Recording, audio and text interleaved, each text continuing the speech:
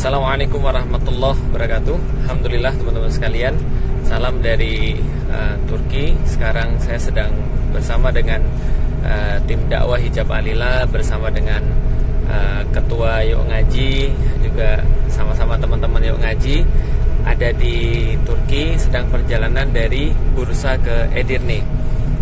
Dan saya hari ini terus terang sangat terusik sekali dengan sebuah video yang mampir ke HP saya, dan video ini bercerita tentang judulnya, nggak tahu saya judulnya apa, tapi judulnya begini: aku tak tahu syariat Islam, gitu ya.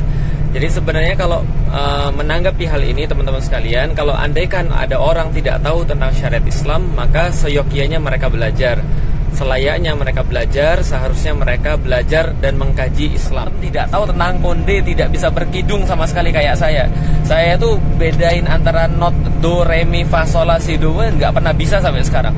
Tapi nggak bisa berkidung, nggak bisa berkonde, itu tidak akan menyebabkan Anda punya masalah di dunia dan akhirat, insya Allah. Tapi kalau Anda tidak tahu tentang syariat Islam, maka Anda bermasalah. Lah kenapa? Bagaimana Anda bisa taat kalau Anda tidak tahu tentang syariat Islam?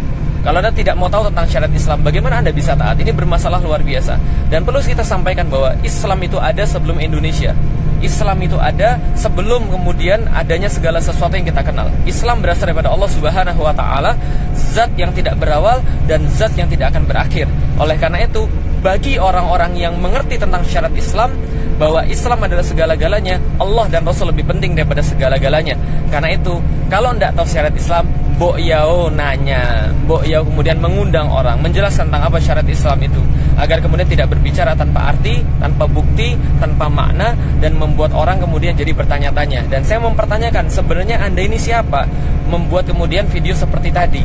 Lah kenapa? Karena setahu saya, yang sangat takut dengan Islam, yang sangat takut dengan azan, yang sangat takut dengan cadar, tidak lebih daripada para penjajah. Nah, kemudian kita bertanya sebenarnya, siapa sebenarnya Anda ini?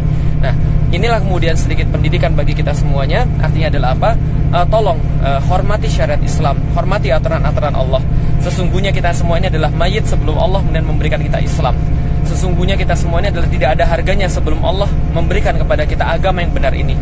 Ya ayyuhalladzina amanu stajibu lillahi wa lirasuli idza da'akum lima yuhyikum. Wahai orang-orang yang beriman, maka penuhilah suruhan Allah dan Rasulnya ketika Allah dan Rasul menyeru kalian kepada apa yang menghidupkan kalian. Apa yang menghidupkan kita? Yang menghidupkan kita adalah Islam. Yang menghidupkan kita adalah agama ini. Ini yang membuat kita berbeda dengan mayit. Ini yang membuat kita berbeda dengan orang-orang yang sudah mati.